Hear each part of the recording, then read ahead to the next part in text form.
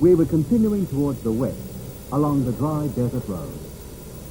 We were now on the last leg of our journey along the Silk Road. Our final destination was the far western town of Kashgar, and from there to the border of China in the Pamirs.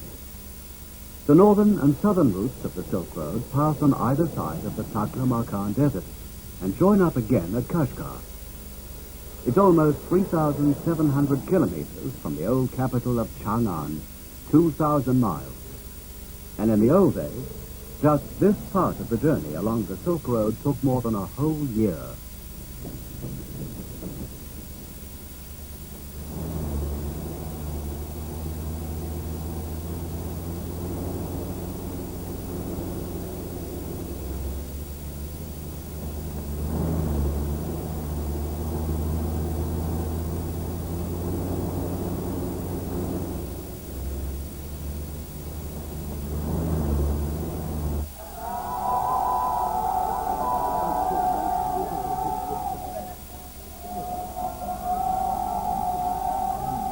When we arrived in Kashgar, we found it was busy with preparations for a festival to mark the end of Ramadan, the Muslim month of fasting.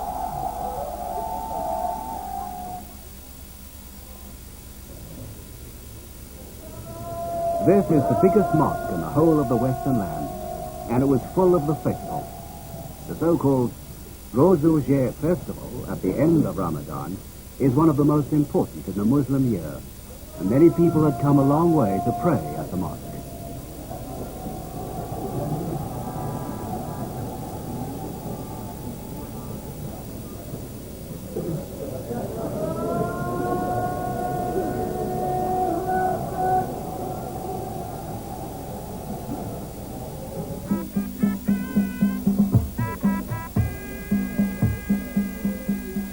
A band took up position on the roof and played cheerful music all day long.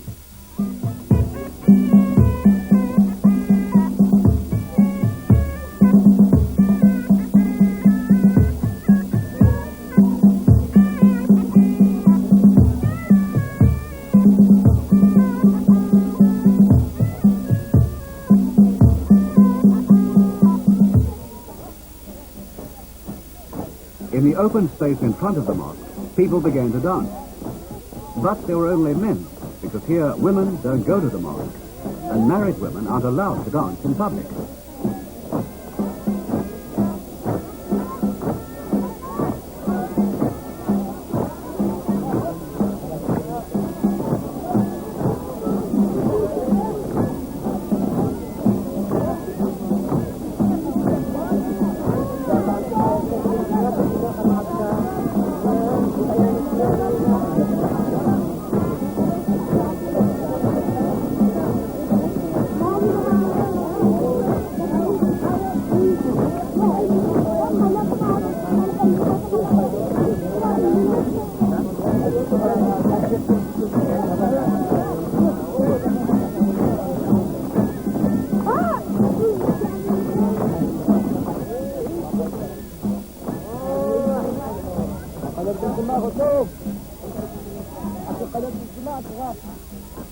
A street photographer was doing good business.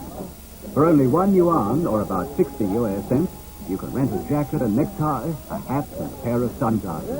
Have your picture taken in front of the mosque. People used to hire uniforms to have their photographs taken, but now civilian clothes are more popular.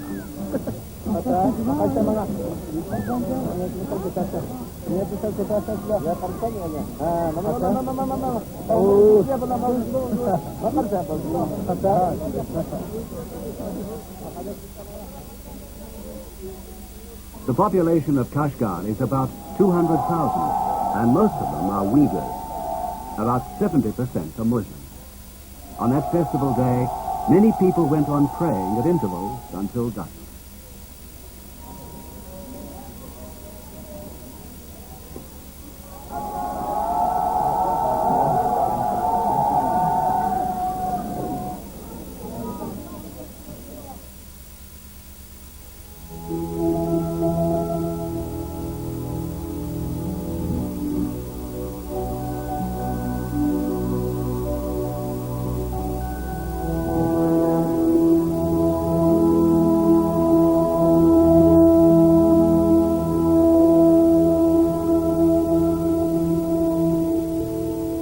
The people of Kashgar were originally Buddhists, but converted to Islam in about the 10th century. It was the first part of the Western lands to become Muslim. During the 17th century, Kashgar was ruled by a family called Hoja, who claimed descent from the Prophet himself. Their tombs are decorated with beautiful old tiles.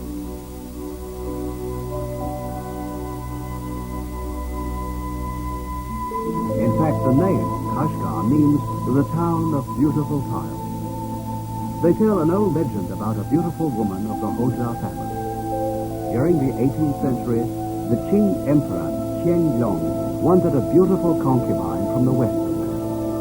He had a search made, and finally one was found for him here. It said that her body exuded a delicate perfume. So when she was brought to Peking, they called her Xiang Fei, or Empress of Fragrance. But she always refused the Emperor's love. His senior wife, the Empress, hated Xiang Fei, and one day when the Emperor was absent, threatened her with death. Xiang Fei was so lonely that she accepted and died.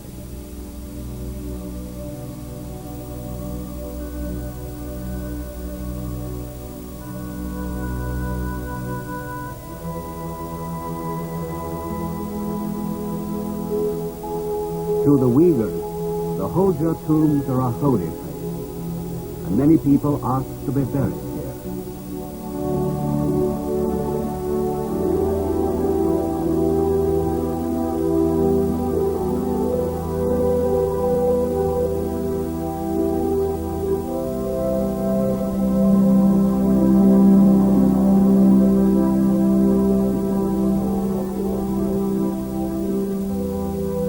2,000 years ago, before the Silk Road was opened, the oasis of Kashgar was called the land of Shule. In the Han Dynasty Chronicles, it says that the population of Shule was more than 18,000, that the country extended as far west as Dayueshi, Dayuan, and Kangyu. Dayueshi is today's Samarkand, and the other places, also on the old Silk Road, are in modern Soviet Russia and Afghanistan. Kashgar has been for many years a sort of crossroads where people from the east and west mingle together.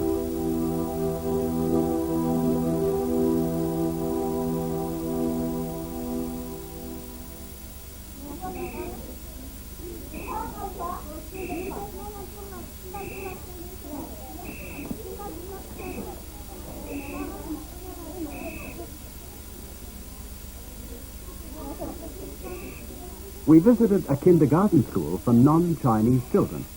Here the children learn to read and write the Uyghur language and simple counting. The boys begin sports and the girls a little housekeeping.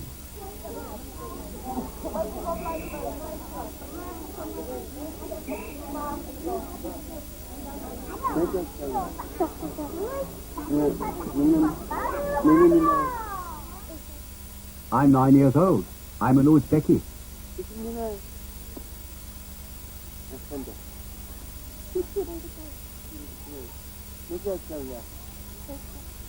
He's 4.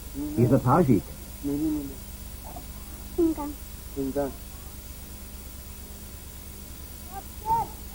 That child is a Hui. My name is Saptor, and I'm a Kyrgyz.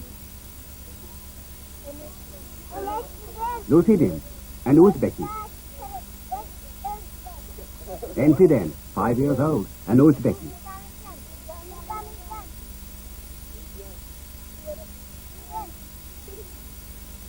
Nigmijan, 3 years old, another Uzbeki.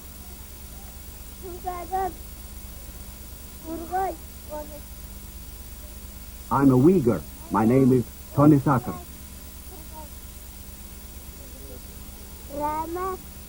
Myra, Kyrgyz.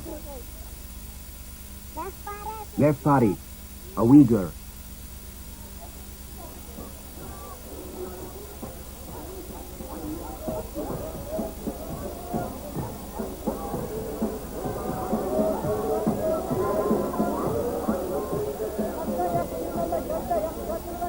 In the town there are 3 permanent markets or bazaars. Small shops, with a frontage of only 2 or 3 meters, line the streets. And there are many open-air stalls. On Sundays, the whole town seems to be full of stalls. From the stores, which are selling things like vegetables, household goods and food, you can hear the voices of the shopkeepers. The bazaars of Kashgar have been famous for more than 2,000 years. The Han Dynasty chronicles mention them, and it seems that already at that time, the town was full of merchants both from the east and from the west. In one part of the town, you can find many craftsmen's stores, which are also workshops.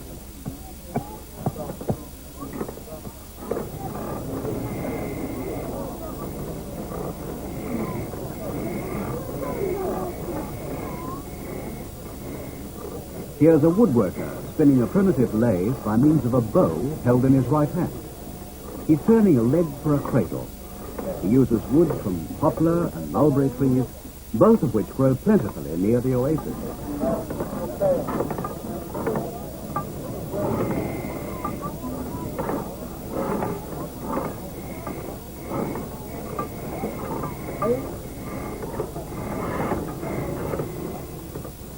On display are some of his products, rolling pins and a hat rack. That stick on the left will have a tuft of horsehair attached to it and become a duster.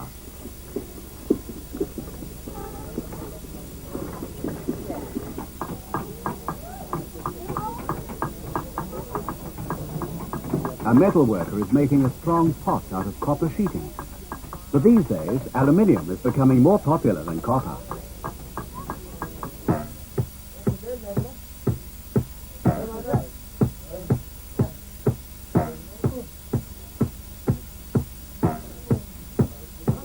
Cotton has been one of the most famous products of this district for more than 2,000 years.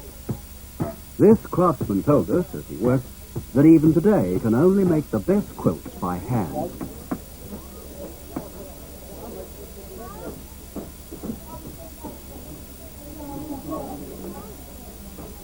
The back alleys are always filled with strange sounds and smells. In this jewelry shop, they're working with gold and silver. The women of the western lands all love jewelry and deck themselves with rings, necklaces, and earrings. It's a tradition handed down from the days when they were all still nomads and had to wear their wealth on their bodies.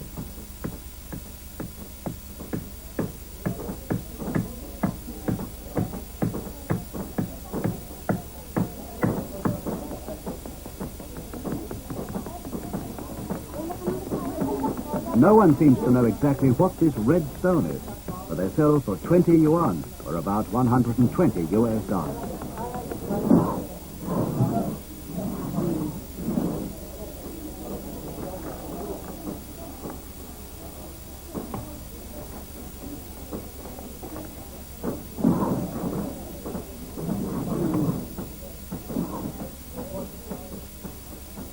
These earrings sell for about 50 yuan, or 300 US dollars a pair. If you bring your own coins to make the jewelry out of, You can get it for about half price. This old man has been working as a jeweler for more than 40 years. And the child is his grandson, who's planning to be a jeweler too. Like a true craftsman, the old man is never quite satisfied with his work.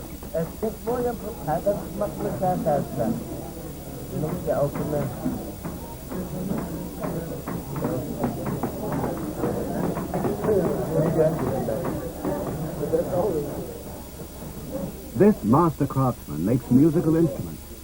His children and grandchildren are also learning the ancient craft. His grandson will be the sixth of his line to make instruments.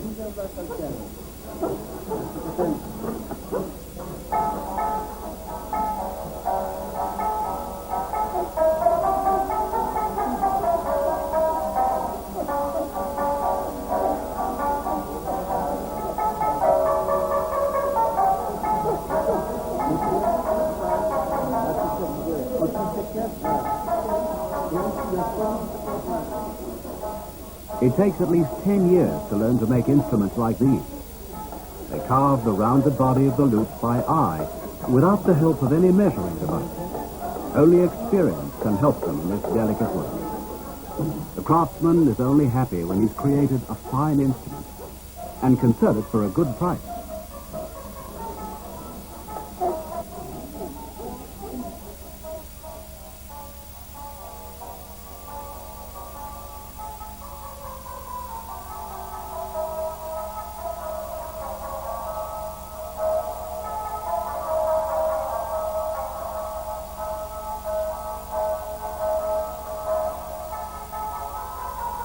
Marco Polo came to Kashgar during his travels, and he wrote, "The land of Kashgar is prosperous, and the people have everything they need for a comfortable life. They're mostly craftsmen and merchants who travel in various parts of the world on business." Kashgar hasn't changed much since those days.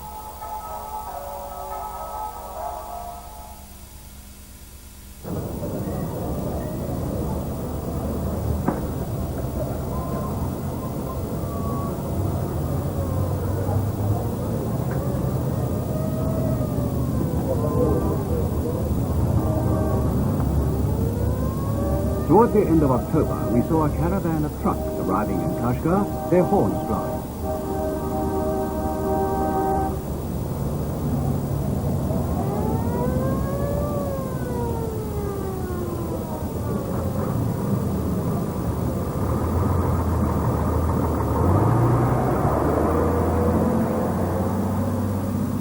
It came from Gilgit, a part of Kashmir which is in Pakistan, beyond the Pamirs.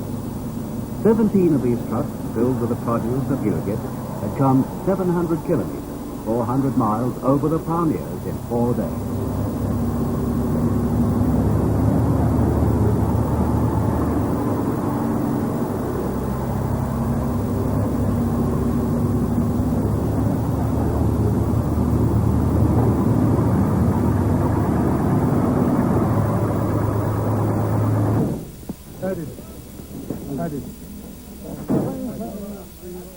During the Tang dynasty, Gilgit was called Xiaobolu.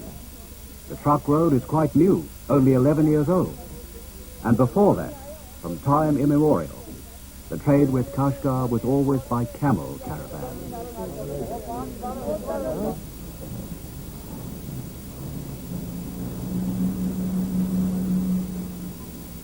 The brilliant decorations on the trucks show scenes and products of the drivers' hometowns in Pakistan.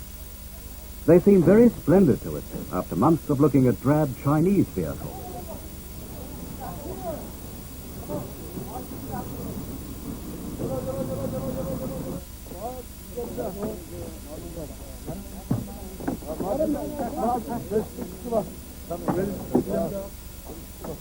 Business between Gilgit and the Xinjiang Uyghur Autonomous Region is what is called frontier trade, and it's all done by barter or exchange of goods.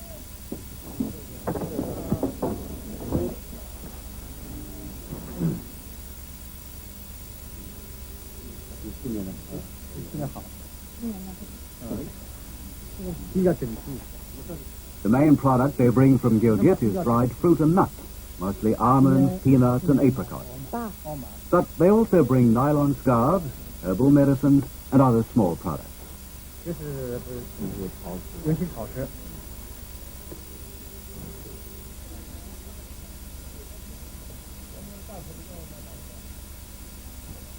The goods to be sent to Gilgit are already stored in the warehouse.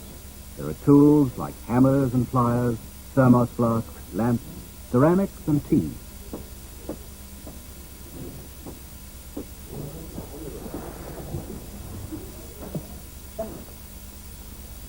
But the main product of barter is, as it's always been, silk. Silk has always enchanted people from the West.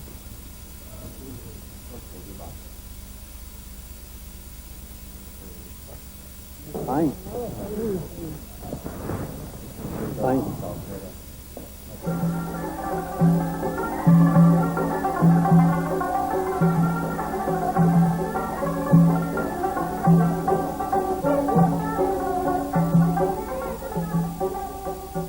A welcome party for the truck drivers was given under a pergola in the public park. They're singing an old song about the famous dark-eyed Kashgar girls, skilled at singing and dancing. They encourage the Pakistanis to dance too.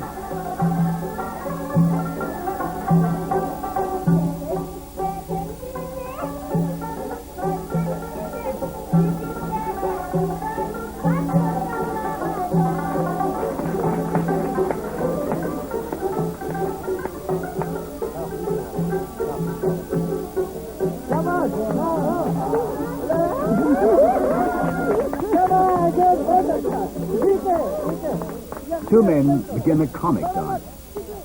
The dance made us realize that the men of Gilgit and the Uyghurs have much in common.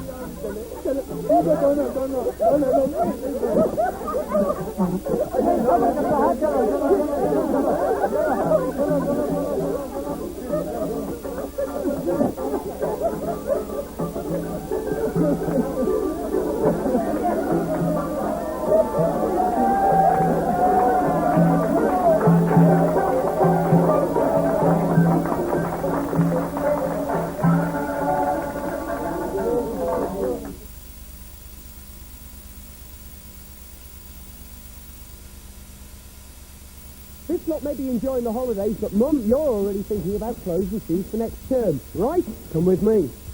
This guy might want to look hip, but you want good value, which is why First Choice now has Kids Choice in Cardiff, Pyle and Swansea. What's that, a magic foot gauge? First Choice, Cardiff, Pyle and Swansea. Somewhere out there is a star. In the Brain Star Search, we're looking for outstanding new entertainers. If you're talented, we want to know. Entry forms from Brains Brewery. Salon shake. Now, in even better shape. Original Sassoon. New advanced salon formula. New shampoo. Salon cream, now more cream. New conditioner. Salon sponge, now more cream. New finishing ring. Salon cream, now more pizzazz. Advanced salon formula. New from Vidal Sassoon. Now you're in even better shape. In Golf World Wales, how to improve your short game with Tom Watson. Can Paul Mayo make it as a professional? All in Golf World Wales, on sale now.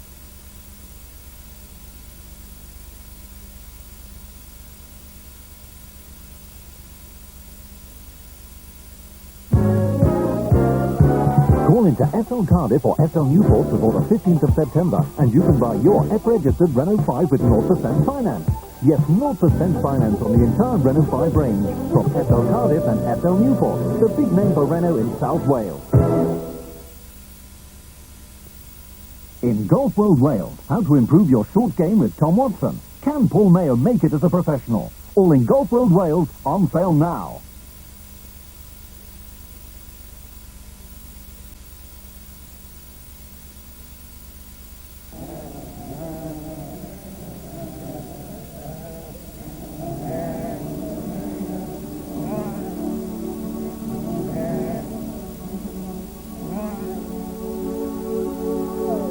$1,300 years ago, a Chinese priest crossed the Pamirs just like the drivers had. His name was Xuanzang, and he was on his way home from India.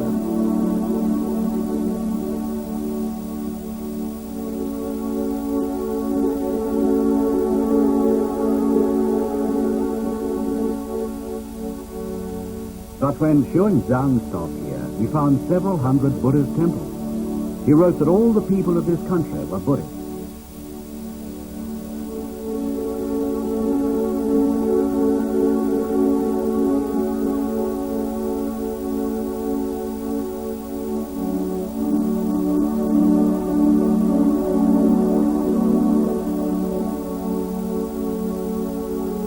There were more than 1,000 priests, and these Buddhist caves on the outskirts of Kashgar, at a place called Sanxiandong, have been here since long before Xuanzang's day. They're the most westerly Buddhist remains in China, and they're also the oldest. They were built 200 or 300 years BC, and are far older than the caves at Dunhuang.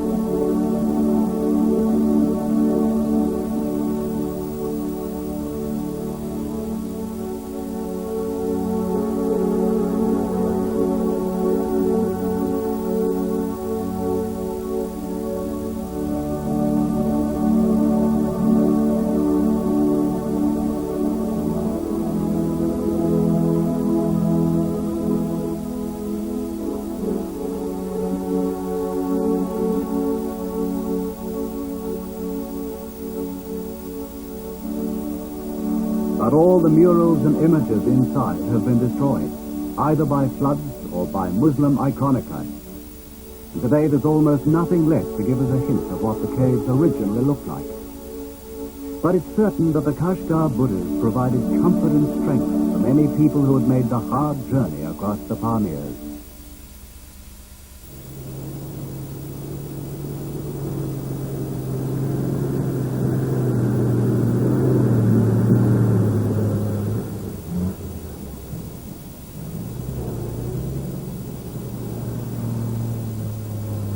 We continued westward, following Xuanzang's route, and started on the road for the Pamir Plateau. The old road began at Kashgar, and is said to have passed through the Tashkurgan oasis.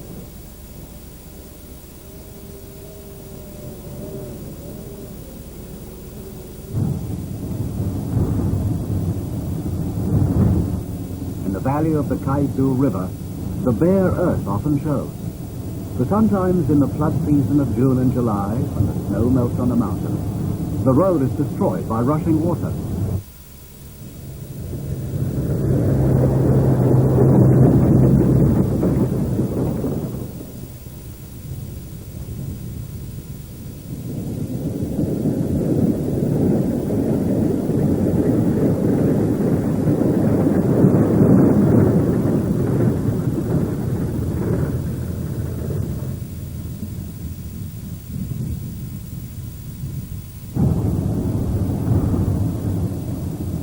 All the year round is the danger of falling rocks. As we climbed higher, the temperature fell. In Kashgar, it had been over 30 degrees Celsius, 80 degrees Fahrenheit. But 4 hours later, it was only 15 degrees Celsius, 60 degrees Fahrenheit. On the road, we saw nomads from Gilgit herding their sheep.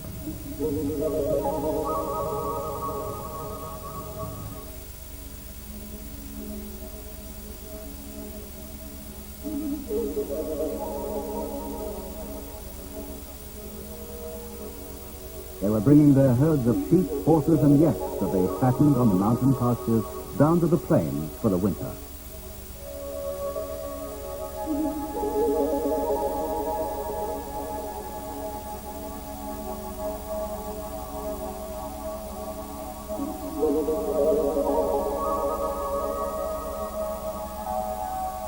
From here to the north live the Kyrgyz tribe, who are often mentioned in histories of the Silk Road as savage people. In the 9th century, they conquered the local civilized Buddhists and carved out an enormous nomad empire from Lake Baikal in the east to the Taras River in the west.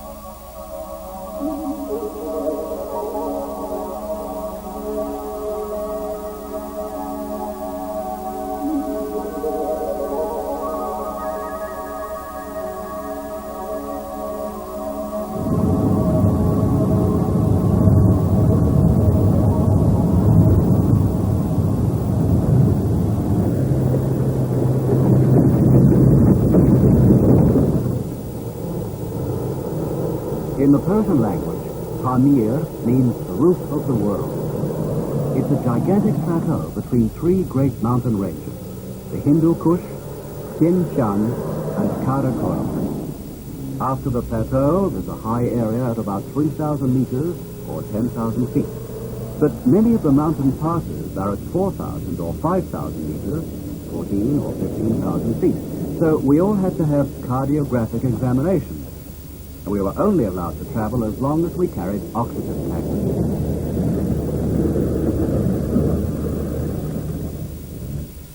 In ancient China, the Pamirs were called Kongling. They believed that the plain formed the division between the east and the west. According to the Han Dynasty Chronicle of the Western Lands, after you cross the mountains of great and small headaches and the red fever hills, you suffer from vomiting brought about by the exhalation of poisonous gases. This results in fever and pallor, and even the donkeys suffer.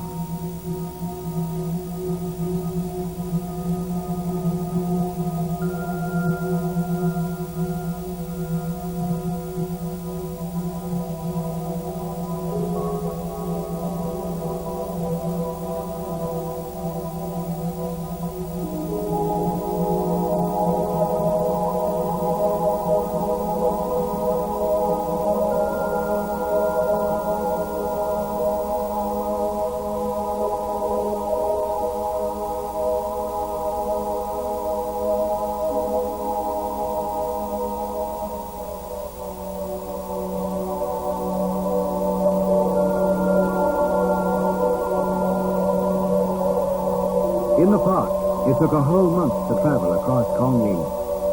Zhang had a lot of trouble here. He was attacked by robbers, the merchants he was traveling with abandoned him, and his elephants sank into the marshes with their precious sutras still on their backs.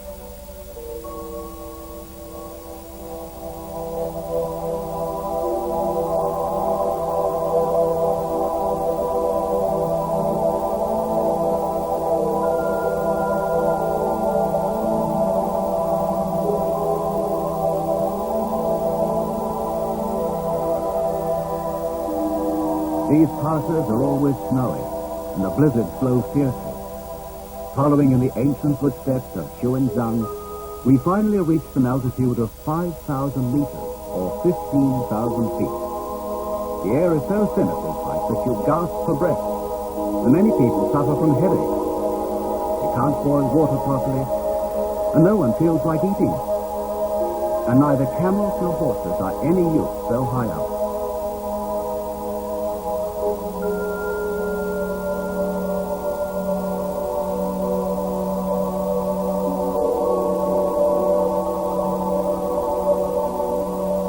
Yaks are the only beasts that are any good. In the past, caravan masters used to stick skewers into the foreheads of their yaks and mules to keep them going. First it worked by lowering their blood pressure a bit.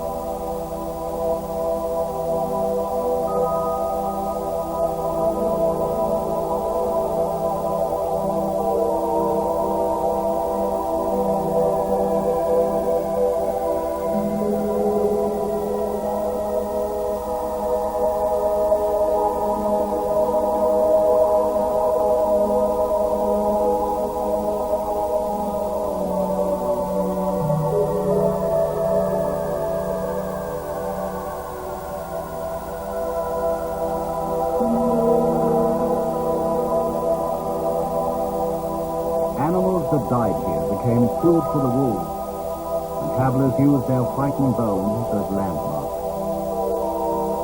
The road across the Pamirs was opened up by the sacrifices of many people.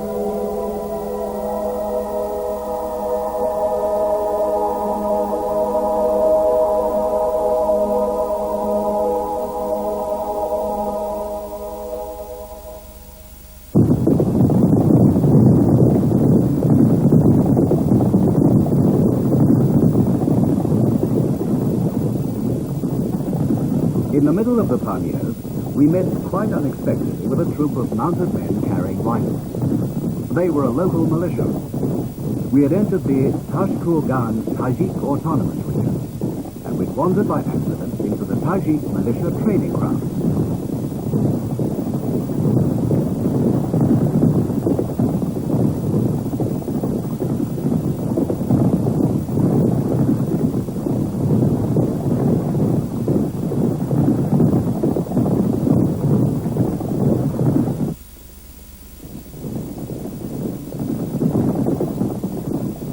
The autonomous area has foreign countries on three sides: the Soviet Union, Afghanistan, and Pakistan.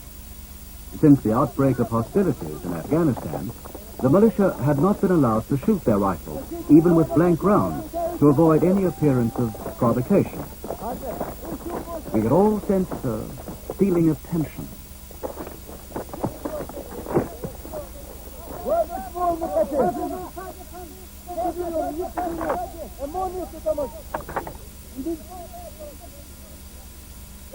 The soldiers had long noses and deep-set features, and were obviously different from any people we'd met so far on the Silk Road.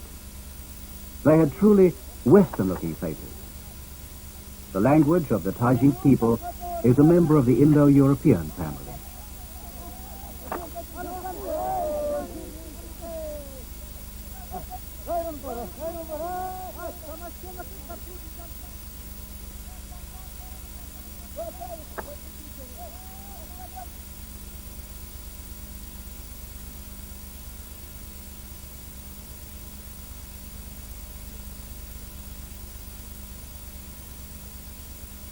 Tashkurgan Oasis is an open valley about 3,600 meters above sea level, 12,000 feet. On the outskirts of the town is a huge old castle. The name Tashkurgan means a tower of stone, and already during the Han Dynasty, soldiers were sent here. During the Tang Dynasty, our military headquarters was established at the castle.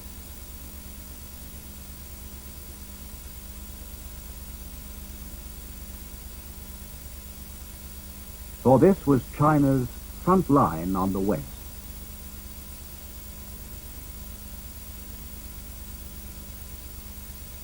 The Greek geographer Ptolemy wrote that a Macedonian merchant had told him that to get to the silk country of Serlika, he meant China, you had to travel through the country of Torre sulla Pedia, which means stone tower in Greek.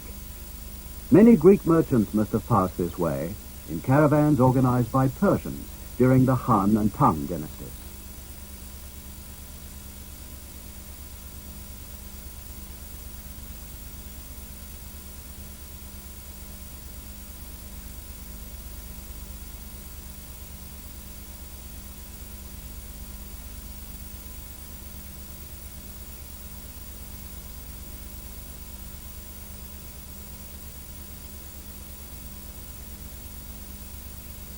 When we got to the main street of Tashkurgan, it was quite silent, perhaps because most of the nomads, who sow grain in the spring and come down from the mountains in autumn to harvest it, had not yet returned.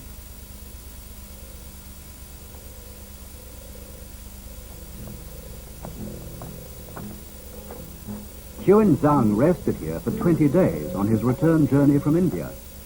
He wrote many legends about the building of the town when he was here.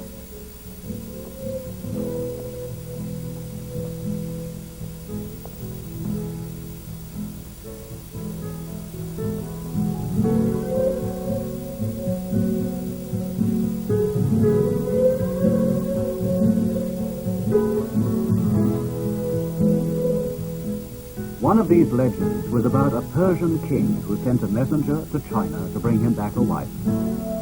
The messenger brought a princess back for him, but in the Pamirs they found there was a war going on. The messenger put the princess in a tower at the top of a mountain and guarded her day and night.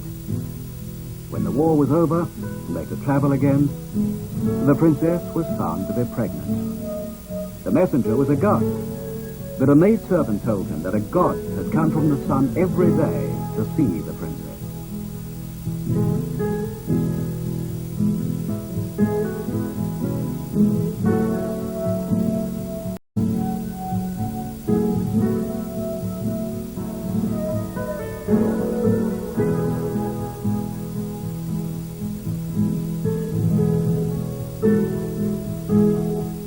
Her child could make the winds blow and the clouds move. And when he grew up, he became king and brought great prosperity to the land.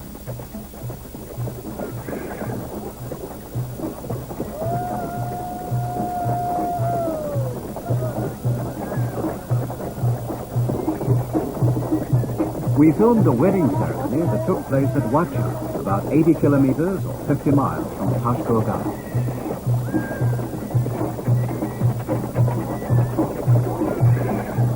The groom is the young man with the red and white silk bands on his hat. The red symbolizes butter and the white milk, two colors that are used here for celebrations. The groom visits the house of his bride-to-be on the third day of the festivities. He's only 20 years old.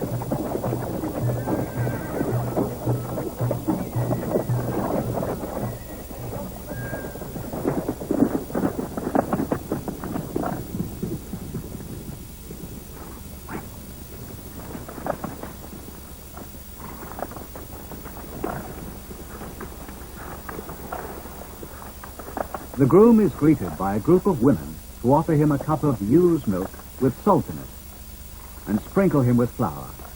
This is to symbolize plenty.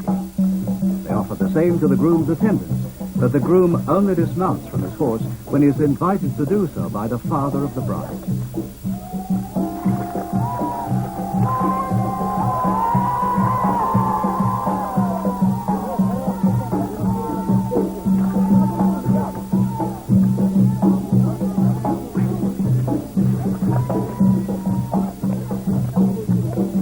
And he's given permission to enter the house only when his father-in-law-to-be has inspected the presents he's brought.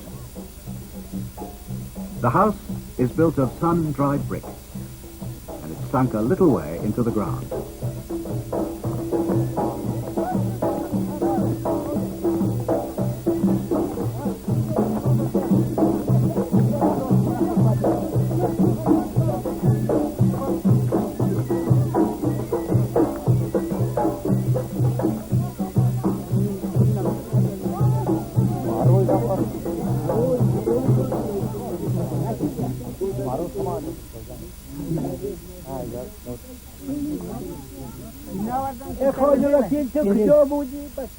The bride, who's 19 years old, wears the same red and white festival colors as her groom.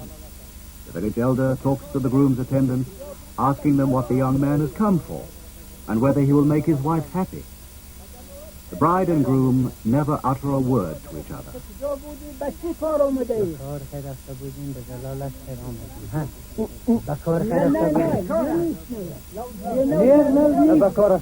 The elder reads from the Quran and blesses the happy couple. Then they fill a cup with ewe's milk. The attendant serves the groom with his right hand and the bride with his left.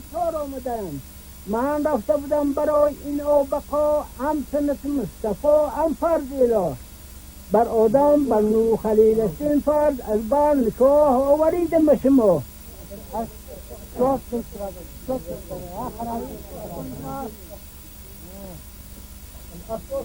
اینو یاد سایدم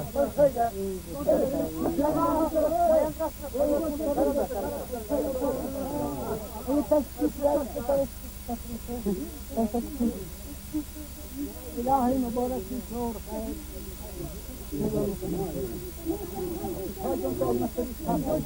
The young couple have known each other since they were children. In the old days, people used to get married when they were 15 or 16.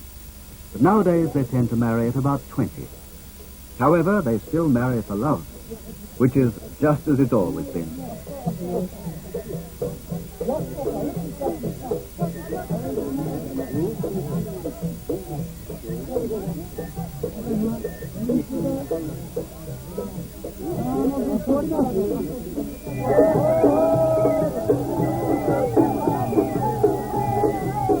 Outside, they're already dancing to celebrate the wedding.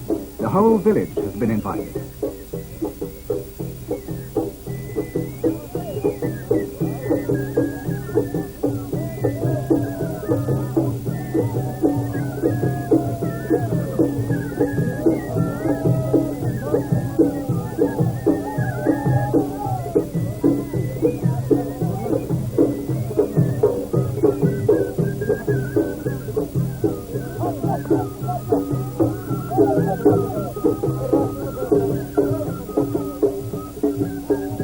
This was the first place we'd seen in China where people kissed in public.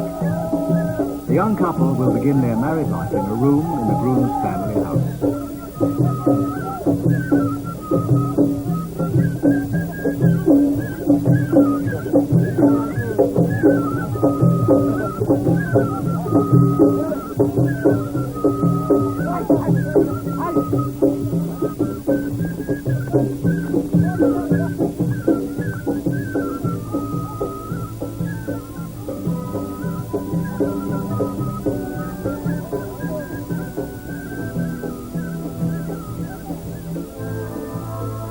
There are about 20,000 Tajiks in the Tashkurgan Autonomous Region. But the tribesmen also live across the border in the Soviet Union, in Afghanistan, and in Iran.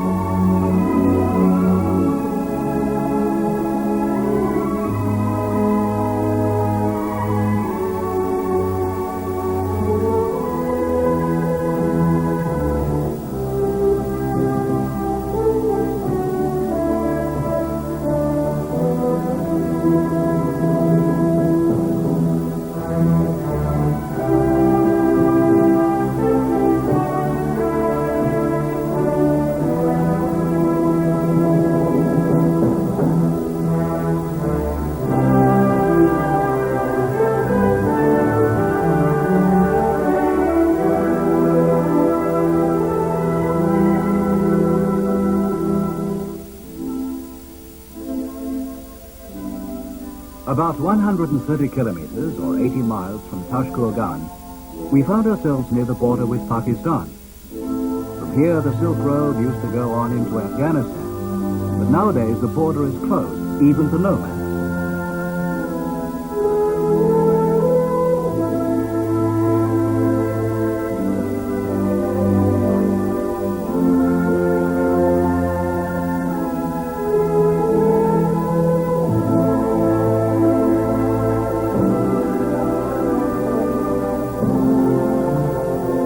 To mark the border stands here on the Kunjarat Pass at an altitude of 4,943 meters, 15,000 feet. There's plenty of snow here, but no sign of any people at all.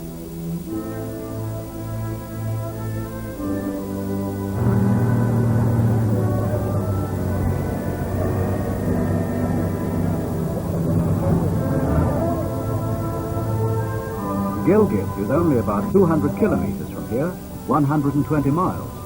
But only a very few people, Pakistani or Chinese, are ever allowed to pass. It was time to say goodbye. These modern travelers on the Silk Road said, "See you next year."